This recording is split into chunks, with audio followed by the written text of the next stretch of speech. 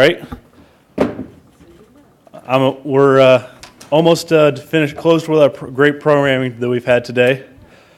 We all want to be rock stars, and we'll have plenty of chances going forward. But to give us a briefing and his own personal views on this, I'd like to call back to the stage Dr. Coyote Smith to give us some views on this. So.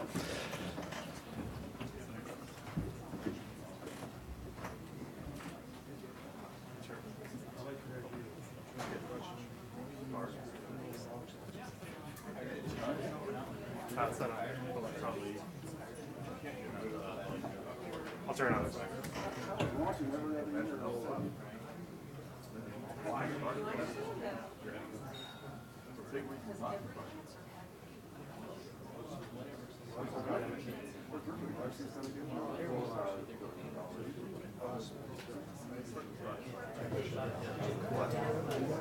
Is it on? Yeah, hello everybody. Mark Hopkins. We've actually had a vote, and we decided to give you death.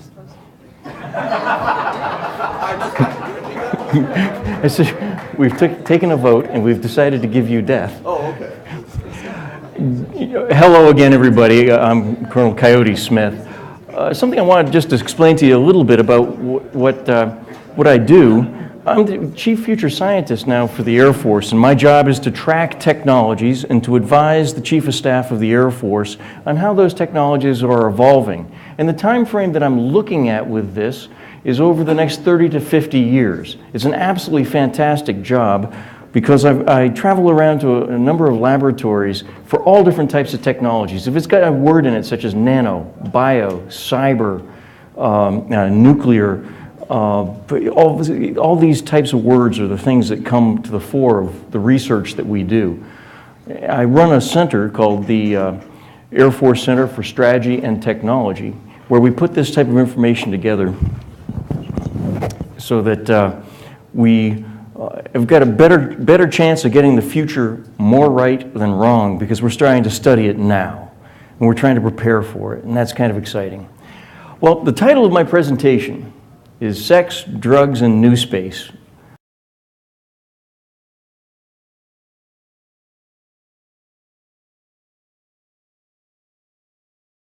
Know who it was that did that song? Anybody remember that? Ian Drury and the Blockheads, that's right. Well, I have to give him credit for the title. I stole it from him and just added on the NewSpace thing. He was a limey. Yes, he was, indeed. And I think it was an excellent song at the time. Well, anyway, what I want to talk to you about today is some things that the NewSpace community needs to be paying attention to, because you have business plans that are at risk with threats that you don't see. Now, let me go through the presentation. Space is sexy. My gosh, it's sexy. We love space. We love space very much. It captures our imagination. It stimulates all of our senses. We get into these very animated conversations about space. We tie the future of humanity to making ourselves a multi-location species, because we don't want to be stuck in the situation that I like quoting the Arthur C. Clarke quote. He's quoting somebody else, actually, when he says, the reason why the dinosaurs don't exist anymore is because they didn't have a space program. When the asteroid came, it took them out, put an end to them. And if we let that happen to us, it'll be our own fault. And we're not going to let that happen. The people in this room are not going to let that happen. We may not develop the ability to get ourselves off this planet in our lifetime in great large numbers, but we are not going to lose sight of that vision.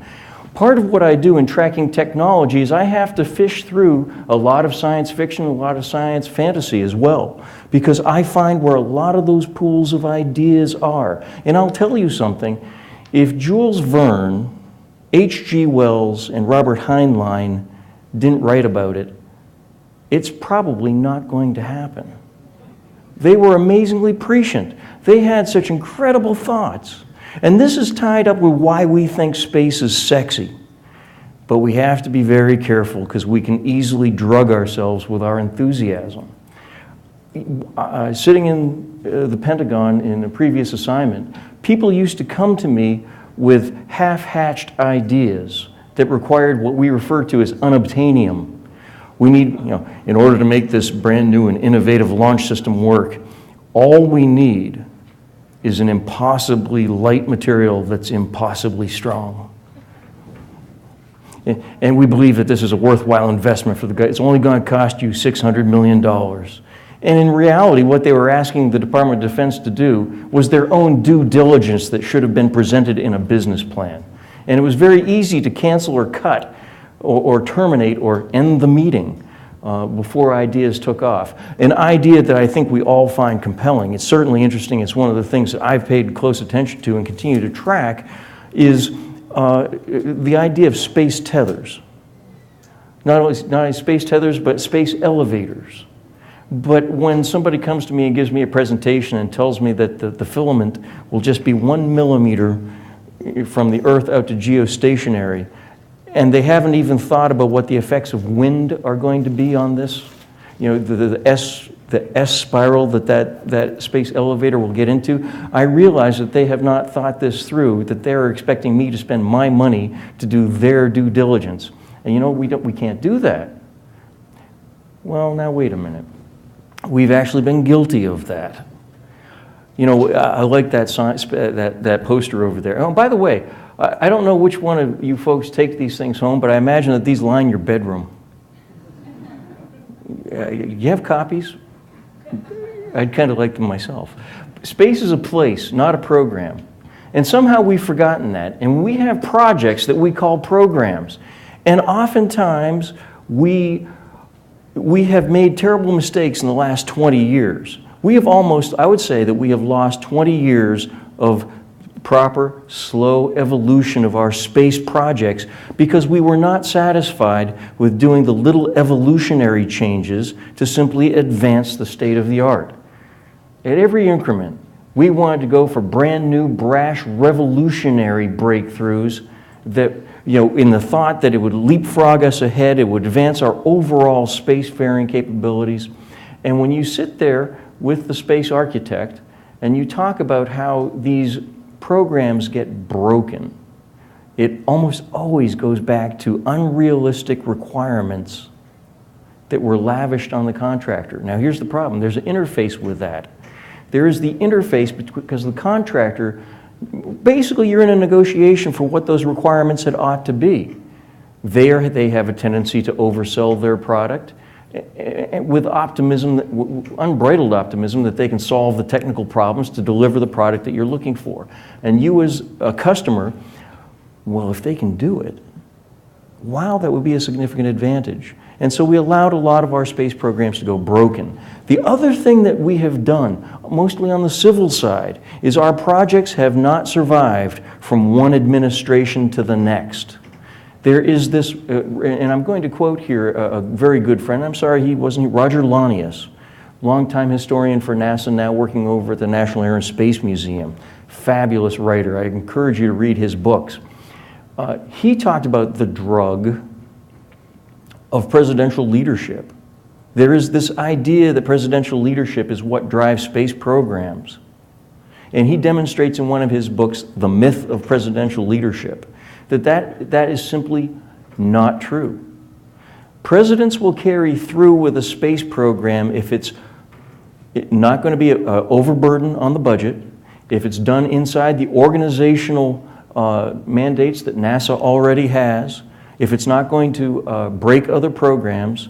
That presidential leadership will be there through multiple administrations. But when an administration steps out on something brand new and bold, now how many times have we heard, we're going to go back to the moon, we're going to go to the moon, Mars, and beyond? And it was too large of a vision. And one of the things that's strange, we forget something about the Cold War. Cold War was a terrible time in the 1950s. 50% of all Americans in one poll taken in 1955 believed they were going to die in a nuclear war. When the Russians went to space first in 1957, that Sputnik event was terrifying. And we couldn't figure out what the Russians could use space for, and they couldn't figure out what we would use space for, but we were not going to lose the high ground. And so it drove us to this competition that led to the moon program. And one of the great things that we need to also keep in mind, by the time we actually started flying the moon landing missions, we were already winding down the space program. The decision to terminate the Saturn V, the decision to purchase the space shuttle, those decisions were made before the last moon mission happened. That's a lot. You know, Buzz Aldrin uses a fabulous example. He goes, we need to keep in mind that the entire human experience beyond the lowest of Earth orbits ended inside the first Nixon administration. That's a long time ago.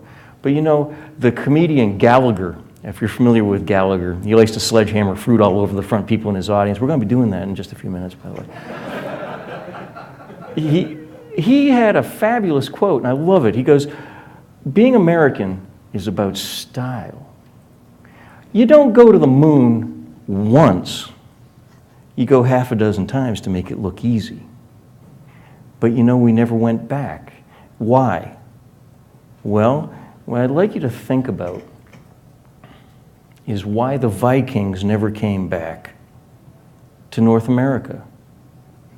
Why the Chinese did not come back to North America, both of those cultures having found the New World before Christopher Columbus. And the answer is, they did not have a business plan. When Columbus arrived, he was in debt.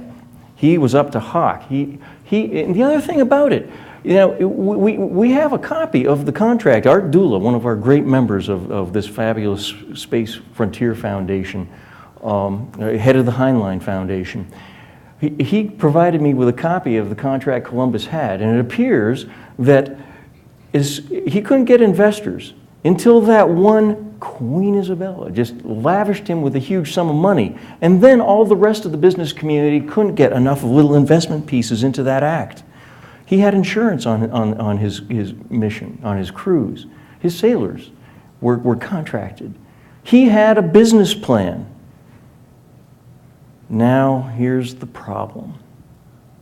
I've talked about the drug of our unbridled enthusiasm, which causes us so much problems. But I've also told you that we need to keep this enthusiasm. We need to keep our vibrant excitement going for space, because it is how we're going to beat the dinosaurs. We're in a head-to-head competition with the dinosaurs. Right now, it's a draw, because we don't have the game to get off the planet yet.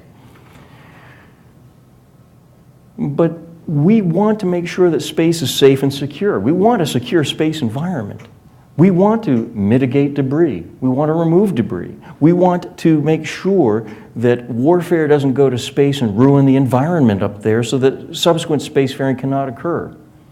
We have a lot of people that are doing great work through the arms control community and the United Nations to try to formulate an international code of responsible spacefaring activities.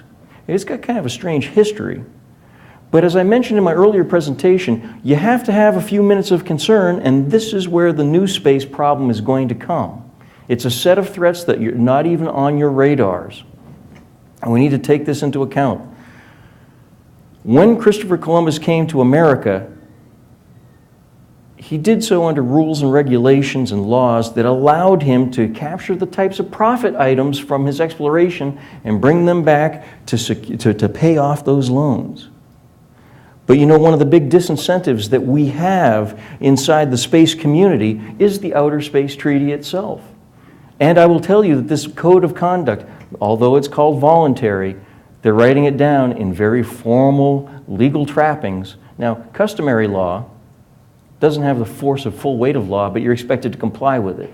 But what happens when you have this voluntary set of codes that's written down very formally? Well, suddenly, that becomes the international expectation for performance, as it says. It basically becomes laws. Now, the intention for this code of conduct is for the president to sign it into policy of the U.S. by executive order.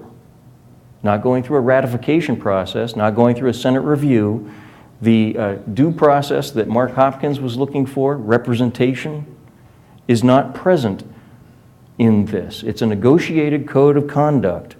It's not a treaty, even though it's negotiated. It's a treaty by a different name. So you have to worry about what's in that. Coming back from New York City to arrive here just yesterday, I was participating in the UN's meetings on the Code of Conduct. Now the Russians, led by Viktor Vassiliev, have secured the leadership of what they call the Group of Government Experts, which is working hard to frame the transparency and confidence building measures which will be embedded in the Code of Conduct.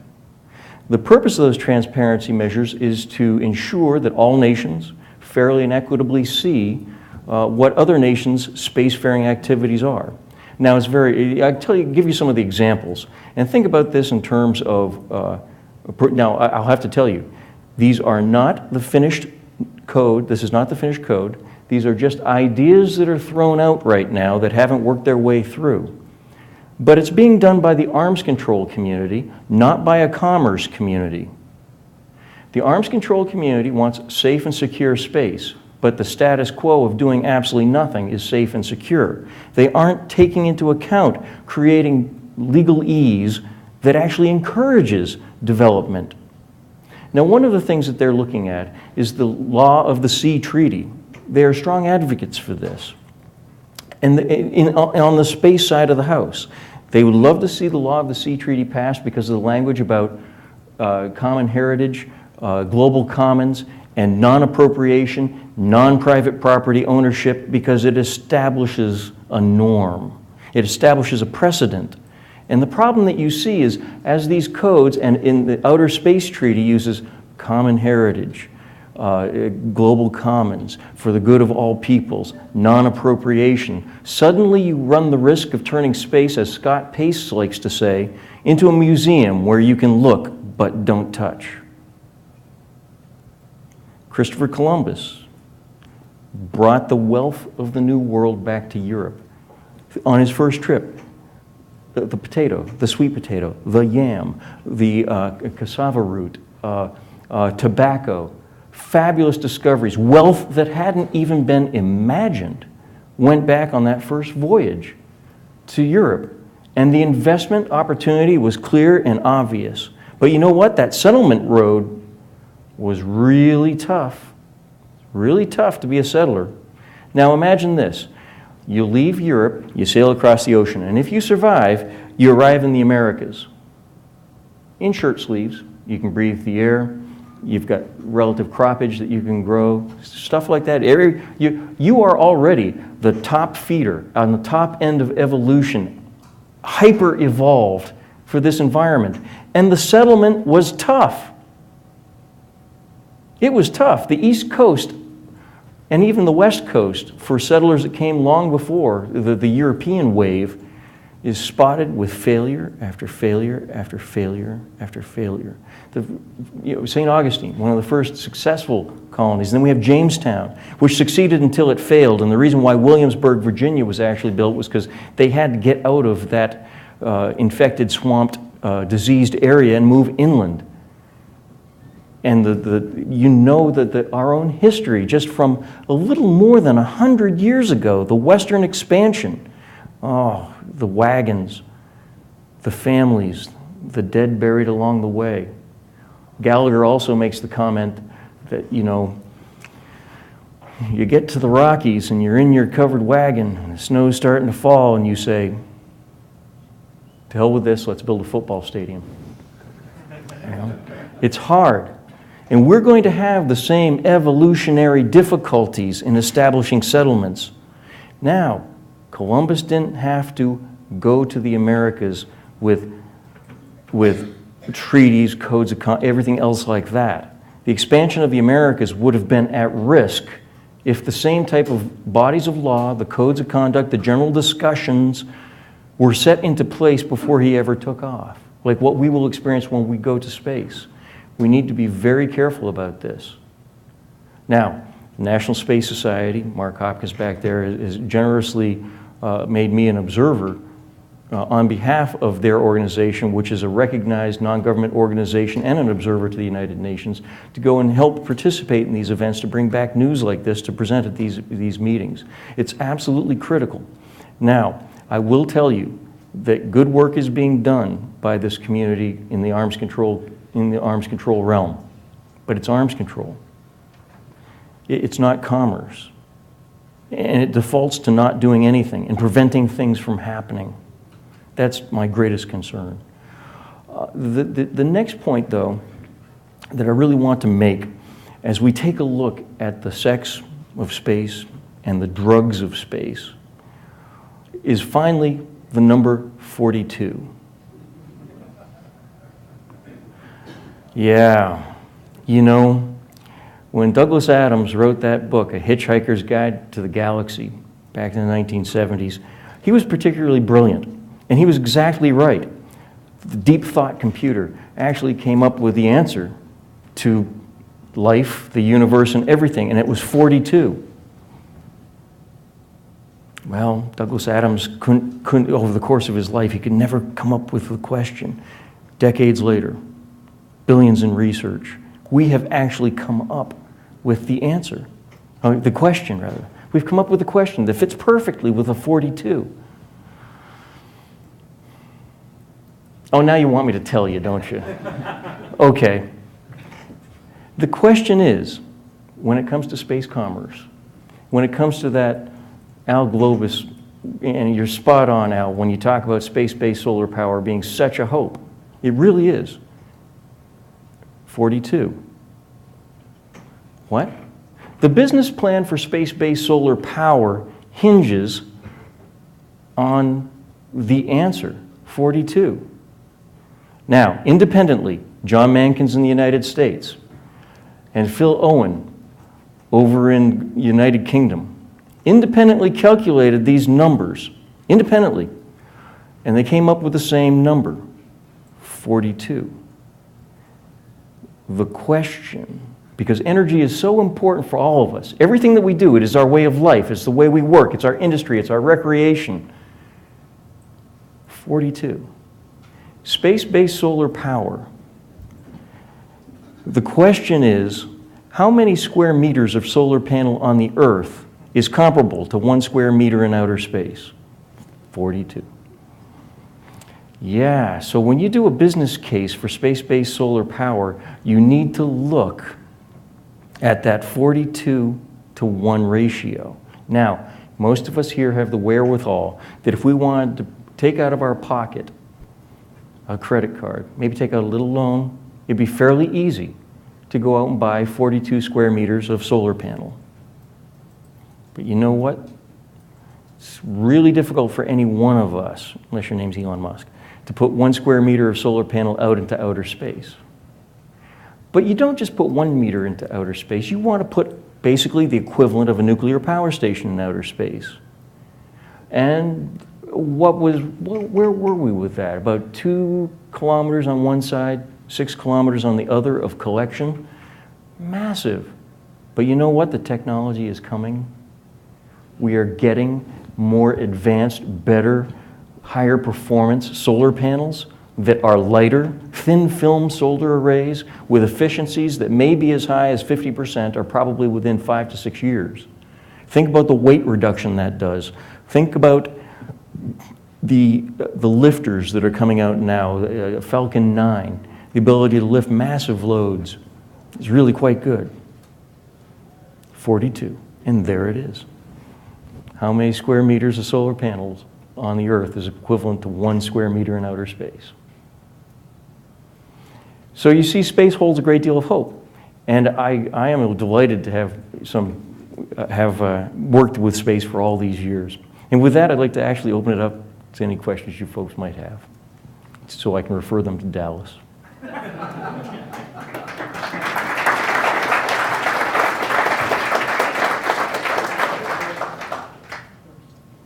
Dallas, you have a question? No. Oh. What's the cure? What's the Cure? It's a rock band from the 1980s. They had a fabulous song that Just Like Heaven, I think, was their big hit. The cure for it is education, as we've already said. But here's the problem. Education itself does not work, as already has been said as well. Having lived in the United Kingdom for 3 years, I'll tell you that half the people I met over there believed that we faked the moon landings. No kidding, about half. And that's the common man at the English pub, who I interviewed several times, actually. And so we've got that type of problem. The other thing is that we have to be very sensitive to our reputation in the world. It's frustrating to me when a senior UN diplomat on the Secretary General's staff says to me, "Isn't it fabulous that the Russians and the Swiss are going to be working to do space debris removal systems? Of course, if America did it, it would be a weapon." What? No, I mean, that's not cool at all, but that's the perception that we put out there. In my Air Force, this is my humble opinion, it's not certainly the opinion of the Air Force, we have written doctrine and other documents using very bravado-filled language, which to the rest of the world really offends them. It scares them a little bit, and justifiably so. I can explain why. It's because all of our space professionals are in the United States Air Force, and we read air power doctrine, and so we write space power doctrine to mirror it, using the same type of terms and vocabulary, and it's that simple. I'll tell you a word that the international community hates. It's dominance. You know, space dominance. We've written that in a lot of our documents, but we seek space dominance. Well, crying out loud, dominatra, it comes from a word that means to dominate, as in terms of to dictate to, unmitigated ownership. We have to be careful when we use that type of language. They think that we're all a bunch of cowboys. No offense, sir. And we have to be careful with that.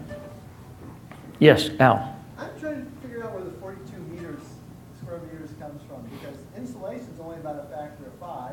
There's no reason to believe that the solar cells on the ground are any less efficient than the ones in space. And of course, the efficiency of getting the power to the grid should be higher on the ground. So I can see a factor of 5. I can't figure out where the 42 is coming from. Yeah, where that actually comes from, Al, and I don't want to put words in the mouths of either John Mankins or Phil Owens, but they did describe to me some of the characteristics independently that each one of them used.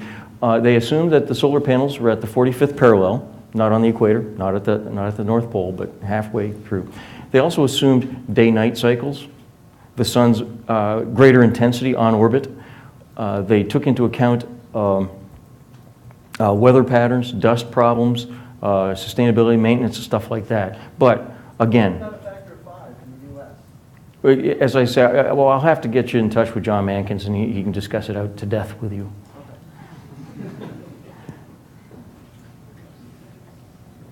Yeah. Hey, man.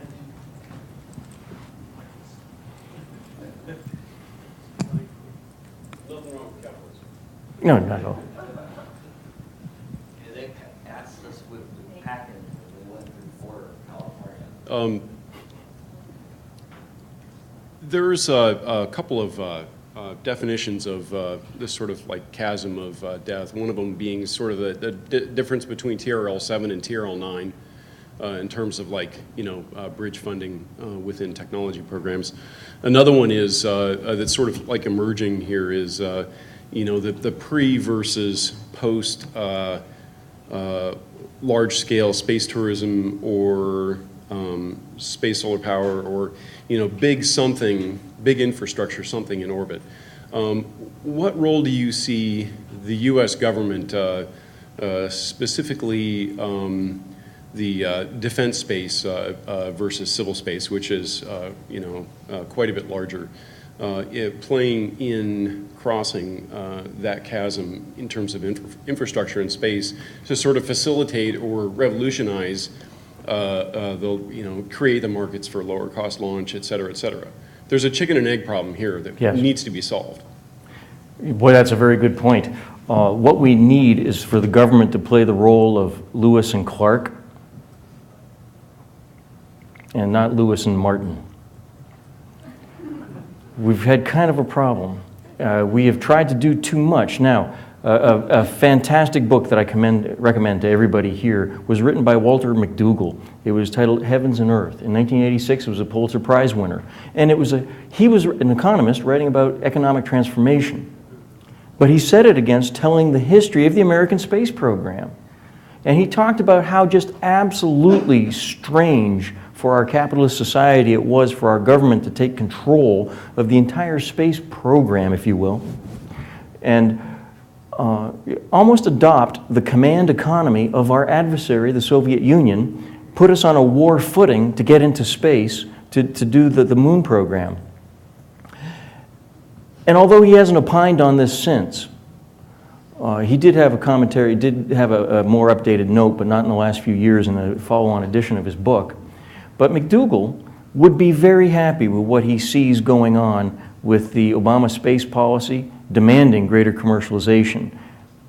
Strategies where NASA and the DoD step further away from pushing the full noodle of outer space development and instead transitioning that to the commercial sector, looking to commercial entrepreneurs to step up to provide us with the products that we're willing to pay for. That's what you do.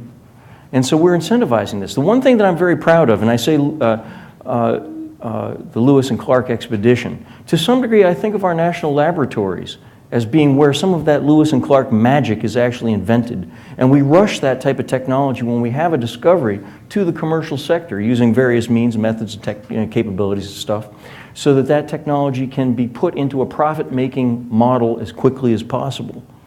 The wealth of the nation is where we will develop our space program, and we have got to deliver our space program to the commercial market where that profit can be earned. That's how we feed ourselves.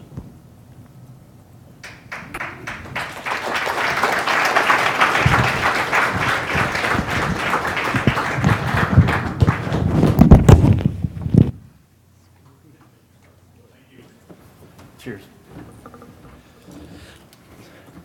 All right, thank you everyone for attending our programming sessions today on Friday. We are now going to be closing the programming room for the day. We'll recommence the actual programming tomorrow morning at 8 a.m. Tonight, I encourage you to attend the events such as the Tweet Up, which is at 8 p.m., and at 6:30 the Laura L. Info session. So, hope everyone continues to be enjoying the conference, and I'm looking forward to seeing you tomorrow. Is the Chief of Staff of the Air Force on how those technologies are evolving. And the time frame that I'm looking at with this is over the next 30 to 50 years. It's an absolutely fantastic job because I travel around to a number of laboratories for all different types of technologies. If it's got a word in it such as nano, bio, cyber, nuclear, all these types of words are the things that come to the fore of the research that we do. I run a center called the Air Force Center for Strategy and Technology, where we put this type of information together so that we have got a better chance of getting the future more right than wrong because we're starting to study it now.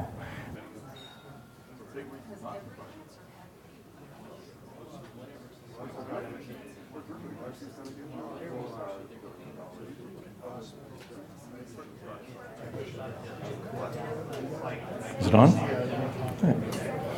Yeah, hello everybody. Mark Hopkins.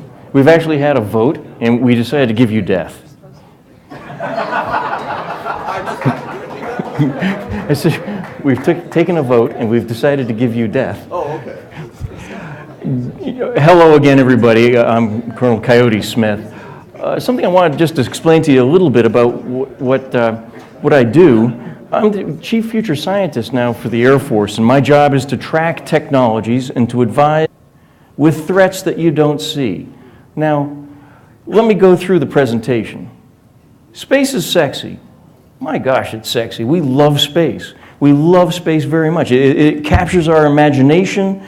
It stimulates all of our senses. We get into these very animated conversations about space. We tie the future of humanity to making ourselves a multi-location species. because we don't want to be stuck in the situation that, I like quoting the Arthur C. Clarke quote. He's quoting somebody else, actually, when he says, the reason why the dinosaurs don't exist anymore is because they didn't have a space program. When the asteroid came, it took them out. Put an end to them. Right? We're almost closed with our great programming that we've had today. We all want to be rock stars, and we'll have plenty of chances going forward. But to give us a briefing and his own personal views on this, I'd like to call back to the stage Dr. Coyote Smith to give us some views on this. So.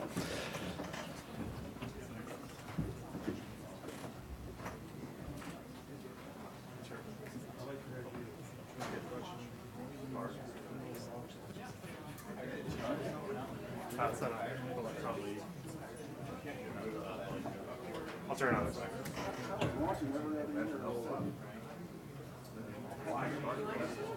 And we're trying to prepare for it, and that's kind of exciting.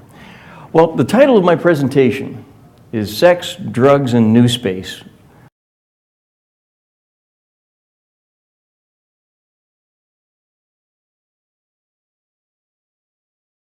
Know who it was that did that song? Anybody remember that? Ian Drury and the Blockheads, that's right. Well, I have to give him credit for the title. I stole it from him and just added on the NewSpace thing. Yes, he was, indeed.